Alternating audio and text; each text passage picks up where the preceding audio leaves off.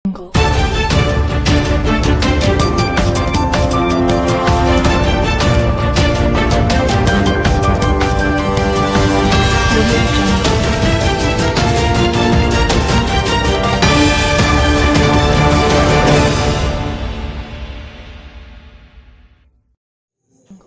Friend, चलते आज गोटे अपडेट आसी भारत सरकार द्वारा जो मैंने रेलवे आपण मैंने यात्रा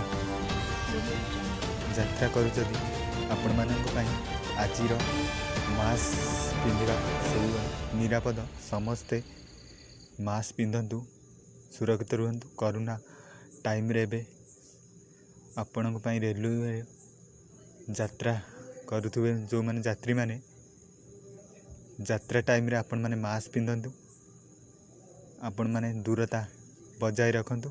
आपण को ट्रेन ले बे वाईफाई सेटिंग हेलानी, आपण माने बसिक बिना मूल्य रे वाईफाई व्यवहार करी वाईफाई रो बेनिफिट मिल पारिबो।